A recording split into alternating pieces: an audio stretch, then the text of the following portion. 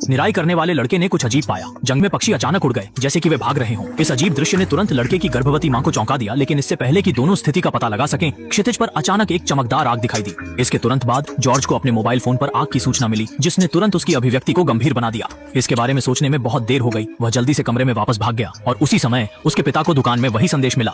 चिंतित था कि उनकी गर्भवती पत्नी मार्क जल्दी से घर चली गई। उसने अपनी पत्नी से अपने कीमती सामान पैक करने और दरवाजे पर उसका इंतजार करने के लिए कहा और वह पाइशी पूरी गति से वापस जाएगा। वन में भले ही किसी को भी उम्मीद नहीं थी कि आग इतनी जल्दी फैल जाएगी जितना कि अप्रत्याशित था। मार्क ने जैसे ही शहर को पीछे छोड़ा, उसे पता चला कि वन में सभी प्रवेश मार्ग बंद थे और अब सिर्फ विशेषज्ञ अग्निशामक ही अंदर जा सकते थे। इस परिस्थिति में मार्क ने कर्मियों से उसे अंदर जाकर अपनी पत्नी और बच्चों की बचत करने का अनुरोध किया, पर उसकी सुरक्षा के मद्देनजर पुलिस ने उसे मना कर दिया। उन्होंने दूसरे परिवारों को भी फंसा देखा और हर परिवार ने भागना शुरू कर दिया। मार्क कितना टूटा हुआ था। थोड़े ही संघर्ष के बाद उन्होंने दृढ़ता से थ्रोटल दबाया, पेडल दबाया। जब कोई देख नहीं रहा था, सीधा कार चला दी। इस समय सारा अपने पति का इंतजार कर रही थी, लेकिन आग तेजी से फैल रही थी, इसलिए जल्दबाजी में उसने अपने परिवार को लेकर बाहर निकलने का फैसला किया। उसी था तो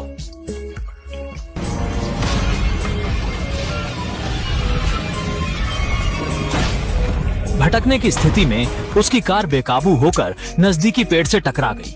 कुछ लोग बेहोश हो गए। सुखद यह था कि मार्क ने तुरंत अपनी पत्नी की कार को पहचाना। उन्होंने कार का दरवाजा खोलते हुए देखा कि उनकी पत्नी सुरक्षित है। इसके बाद उन्होंने अपने पिता की स्थिति जांची, किया, परंतु उसने जंगल के बाहरी हिस्से में नहीं खिसकने का निश्चय किया, बल्कि जंगल के अंदर बचने का मार्ग ढूंढने की कोशिश की।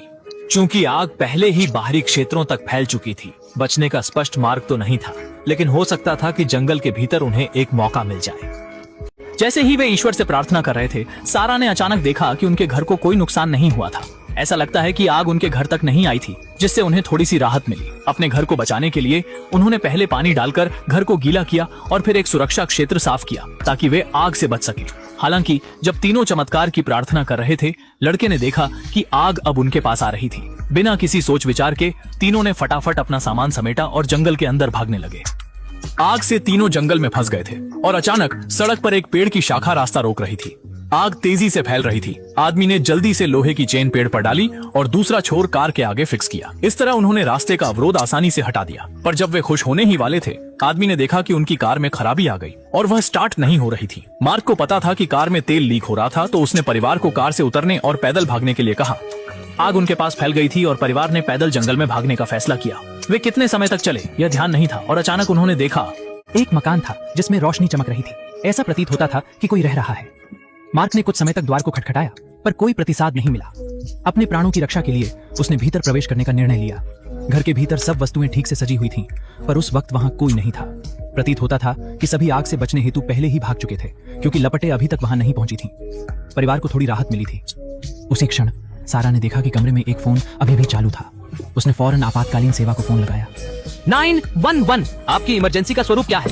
हाय, मेरा नाम सारा लॉफलिन है और मेरे परिवार को मदद चाहिए। मुझे एक बार गर्भवती होने के बाद खाना चाहिए था, लेकिन मैं डरती थी कि कहीं मैं फिर से गर्भवती न हो जाऊं। ठीक है, मैं देखती हूँ कि क्या आपके क्षेत्र में कोई बचाव दल है। धन्यवाद। 1 घंटे के भीतर बचाव दल के आने की खबर सुनकर परिवार बेहद खुश हो गया। इस समय कोई भी चीज जीवित बच जाने की खुशी से ज्यादा महत्वपूर्ण नहीं थी। जब परिवार ने सोचा कि अब वे सुरक्षित हैं, पति ने दरवाजे के बाहर अचानक देखा कि दूर की आग की चिंगारियां अब यहाँ तक आ चुकी थी। पाइपों और पेड़ों में आग लगी थी। राहत दल का इंतजार किए बिना उसने परिवार को साथ लेने को कहा। अधिक देर होती तो भाग पाना भी मुश्किल होता। सुनकर पत्नी चिंतित हो उठी। उसने बचने के बाद उत्सव के सपने देखे थे। अब पुनः पलायन कर जान बचाना कैसे मान्य होता। तभी पति ने मानचित्र निकाला। उसने देखा कि निकट एक झील और वहां एक छोटी नाव भी थी। नाव में जाकर बीच झील पहुंचने पर जीवन सुरक्षित रहता। यह सोचकर तीनों तुरंत रवाना हो गए। उस अज्ञात छोटी झील की ओर बढ़ने लगे।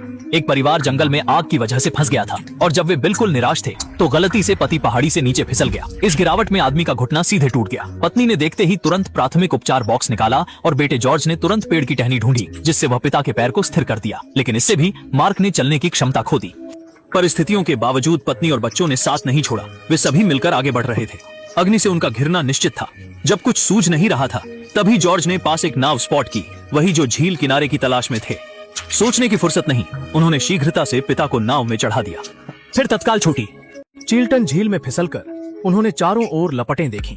संकट के समय परिवार ने भागने में सफलता पाई। उन्होंने सोचा कि आराम से बैठे रहने से आग बुझ सकती है। तभी गर्भवती सारा को अजीब एहसास हुआ, मानो एमनियोटिक द्रव टूटा हो।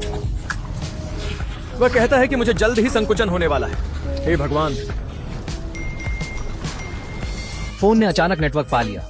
सारा ने तुरंत पुलिस को फोन किया। आपातकाल की प्रकृति क्या है? हाय, मेरा नाम सारा लॉगलिन है। मैंने पहले फोन किया था।